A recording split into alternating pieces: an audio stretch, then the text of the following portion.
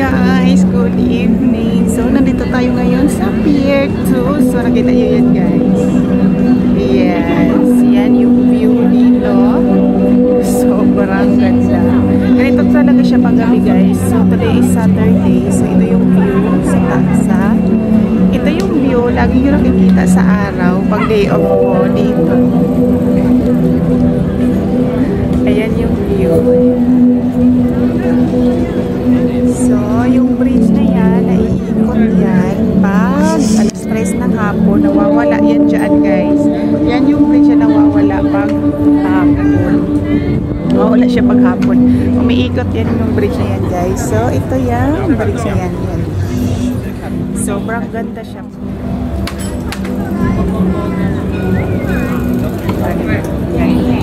So, ikot tayo. Maraming nagsustrollers. So, ganda ng ano guys, yung langit. Nandun na naman yung light rail.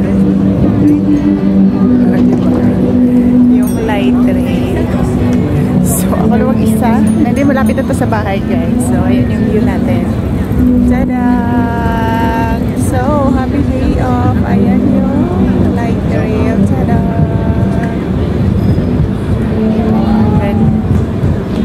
So, aakyat tayo dyan sa bridge na yan. Aakyat tayo. So, ito yung mga bulaklak.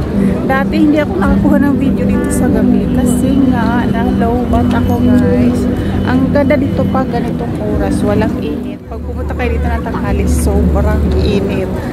Sobrang init. So, pumunta kayo ng mga 5 o 4. 4 pa taas.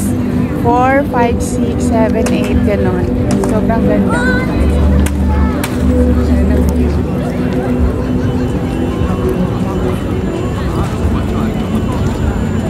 Ayan yung view. Ayan. Ayan yung bridge na yan. So, mukhang ganda. Kaya lang, masyadong mahaba yung ating tripod. Yes, silo tayo. Ayan. Ayan yung building na yan guys. Oh, yung sa mga vlog ko dati. Diba? Ganda. Yes. At saka dito yung likod. Ang ganda na likod.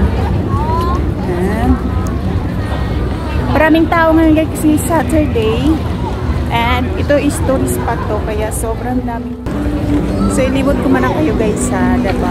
Sobrang kapag muni-muni ka talaga pag ganito yung view. Ang sarap pag marami kayo guys or couple or ay kasama ka. Hindi katulad ko na nag-iisa.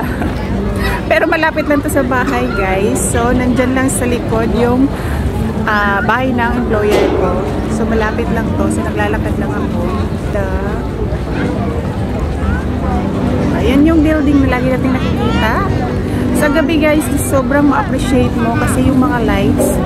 Ayan yung lights, diba? Yung mga buildings na yan.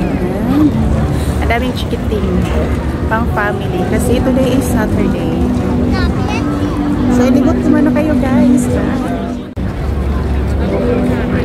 So, ito yung view.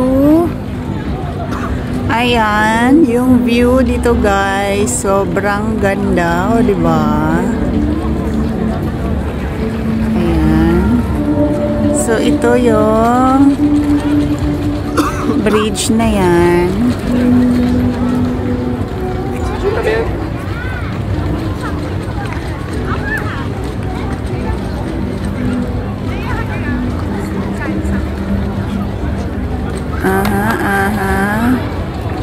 Nawawala yan siya pag hapon, guys.